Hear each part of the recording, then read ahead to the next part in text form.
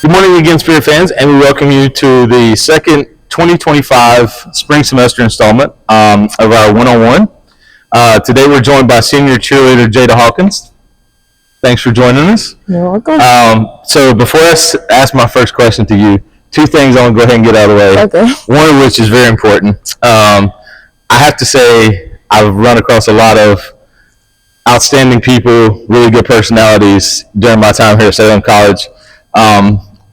With you, I'm glad our lives crossed. I'm glad that our paths in life crossed because you were one of the most energetic, always smiling, just never had a bad day. You just always have a very infectious smile. So for that, I really thank you. Yeah. And you're a person that's Salem College is better because you went here. So second of all, you're wearing my favorite T-shirt. You're sporting my Cowboys. So yeah, Dallas. That doesn't hurt your connection, but yeah, it definitely doesn't. It wasn't the only reason why. Mm-hmm. So let's go off of that just for a second. You know, cheerleading is about happiness and bringing the fans to a climactic point. You know, all this other stuff. Who do you kind of give credit to your outgoing personality to? I would have to say, like, my family, you know, once you're around family, you just start talking, everything's joking, it just comes naturally. So coming here and having a family on Salem campus and growing a bond with the cheer squad or even the students on campus and even being in, like, res life, it just builds a connection that you can't get. So obviously you're a driven person, or you wouldn't have even thought about going out for cheerleading to start with. Mm-hmm. Who kind of instilled the work ethic that you have in you? My cousin. Most definitely, she has like the work ethic and drive of, I don't know, still, like, she just goes. Even if someone like is in her way, she still makes a way around them or finds anything to accommodate them. Now, is she older than you or younger than you? She's older than me. Okay. I didn't know if you were around the same age or whatnot. No, she's in her 40s. Okay. Yeah. Ooh, very cool. What does she do for a living? She works for Duke Energy. Okay. Yeah. Very nice. Awesome. Well, I'm glad that she had a good impact on you. So for those that don't know you, and I just asked you this the other day because I honestly didn't know either. Mm-hmm. What is your major at Salem, and what do you plan on doing with it? Because I think everybody's going to find a great, what do I want to say? They're going to find an interesting double major for you. Yeah. So yeah.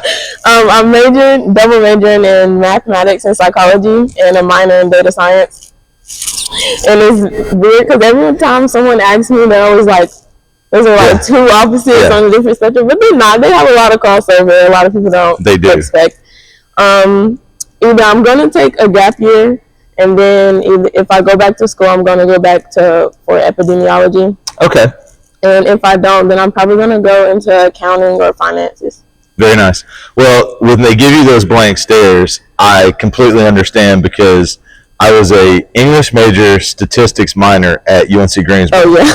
So I got the exact same blank stares, and people are like, what are you going to do with it? And so I turned mine into this career where I implement both, and I do the stats, and I do the writing, and all that kind of good stuff. So it's kind of neat, you know, and it's one of those things where you don't really think about it, but, you know, and then now I think that, you know, when you kind of look out on the realm of the world as it is, data science and data collection is so big that it's like you can kind of intertwine it all and say, hey, what's the impact? Mm-hmm. You know, I mean, you could even say, what's the impact on an individual? Yes. So have you thought about that in terms of your career, like maybe even building something on your own? Or yeah, so like epidemiology is like, you know, you can go based off populations, individualism, anything when it comes to the statistical aspect of it. So that goes hand in hand. Right. So Paula Young might be watching. Do you want to say hi to Miss Paula? Hello, Professor Young and Dr. Maddox. Right. And Paula's, you know, I've always been joking with Paula about trying to get her on, and she abruptly cuts me off. No, I will not be on. Yeah.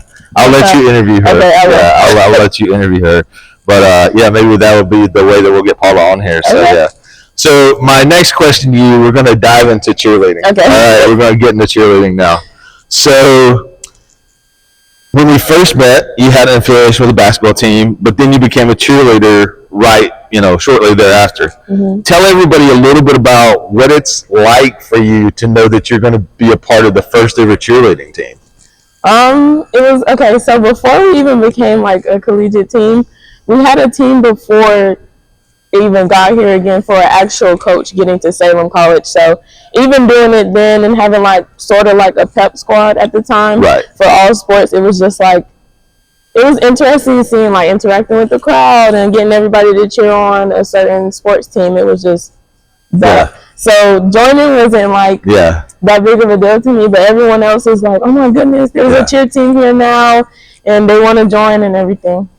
So one of the things that's got to be kind of interesting for you on that, it's like you look at it and, I'm sure you got a flyer or you saw a text or you saw, oh my God, they're starting this, Tell us a little bit about that. How did that kind of come to be? So we got an email about tryouts and dates of like when you could come in and, see what it was going to be about the program and what was expected and expectations and everything. Right.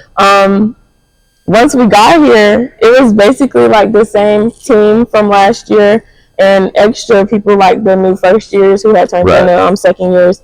So seeing that was like, oh, this is about to be something big and we need to get into this and we need to find our dedication points. Yep. So shout out to Janae Joyner and Oriole Hope for their implementation of the cheerleading team as well, because they were kind of the founding mothers. We don't say fathers, just say the founding mothers of it. So yeah. So staying with the cheerleading theme for a second, I mean, I have been around athletics and college athletics for 25 plus years now, and it's really funny because there's kind of a stigma that's put around cheerleading. People look at the outside and they go, oh, well, they're not really doing anything. They're jumping up and down. They got pom-poms. They smile a little bit here and there, whatever.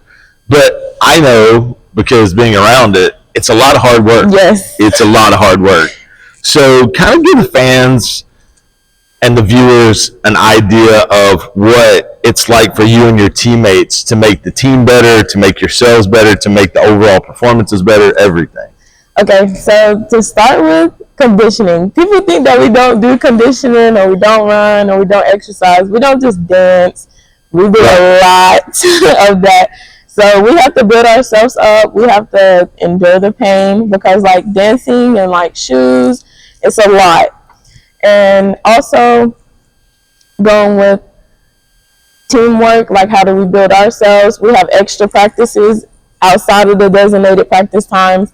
We have to work constantly. Like you can't just go into practice and try to remember a cheer. You have to work on it all the time. Like you might be repeating it in your head walking down the halls or going to your class or going to bed or in the shower. You're stomping, you're doing everything. So it's like you take practice outside everywhere with you. It's a consistent thing. So it's in the daily life.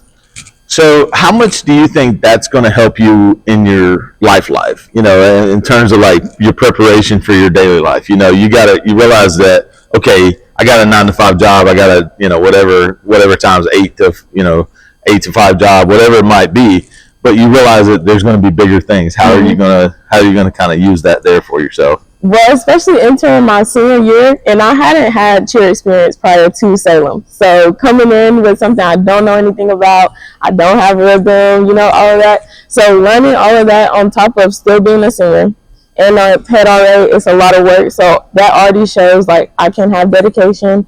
I have the strength to do whatever I want in my path, and that just helps a lot with career. There you go. Plus what your cousin taught you. So there you go. So my last question to you this morning, something I ask everybody that comes on to here, and I'd be interested to know this about you. So we sit here on the campus of Salem College. We got about to be a 70-degree day outside. What brought you to Salem? What attracted you the most to Salem? And what was it about Salem that you look at now and you're like, wow, you know what, I'm so glad I went?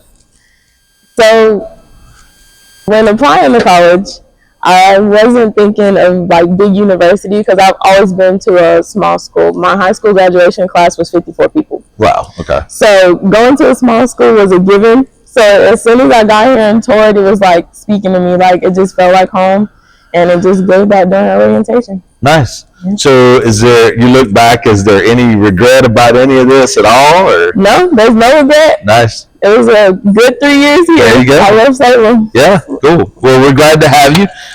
We wrap up today. First of all, like I said, go Cowboys. Go Cowboys. Go Cowboys. And then I appreciate you talking to me today, and best luck the rest of the season. Thank you, John. All right. Well, thank you, fans. We'll see you soon.